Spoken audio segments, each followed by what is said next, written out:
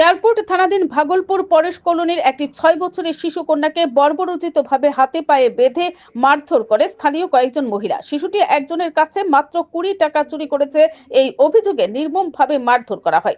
শনিবার শিশুটির বাড়িতে যান বামুটিয়ার বিধায়ক নয়ন সরকার সহ স্থানীয়রা। গোটা ঘটনা নিয়ে সরাসরি শিশুটির সঙ্গে কথা বলেন। পরে সংবাদ মাধ্যমের মুখোমুখি হয়ে প্রশাসনের নিকট অভিযুক্তদের বিরুদ্ধে কঠোর পদক্ষেপ গ্রহণ করার আবেদন জানান বিধায়ক। এই ঘটনায় আজই দীপালি বণিক, কাজলি সরকার, মন্টি বিশ্বাস নামে 3 মহিলাকে ভারতীয় ন্যায় সংহিতা এবং সেকশন 75 জুভিনাইল জাস্টিস আইন 2015 এর অধীনে গ্রেফতার করা হয়েছে বলে জানায় পুলিশ। এই ঘটনাকে কেন্দ্র করে তীব্র চাঞ্চল্যের সৃষ্টি হয়েছে।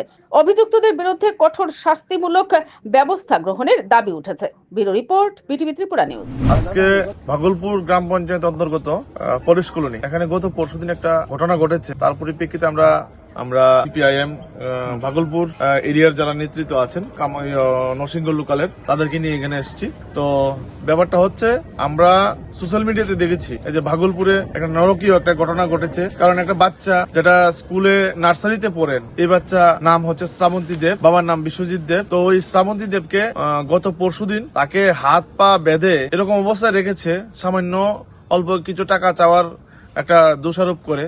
তো একটা নরকীয় একটা ঘটনা, একটা বাচ্চার সাথে, তাও একটা মেয়ে বাচ্চা। তো সেই ক্ষেত্রে যাতে প্রশাসন কঠোর পদক্ষেপ গ্রহণ করেন এবং সেই ঘটনার সাথে যারা জড়িত আছেন সবাইকে আইনের আওতা নিয়ে যাতে বিচার কার্য শুরু করেন, তার জন্য আমি প্রশাসনের নিকট আবেদন রাখবো।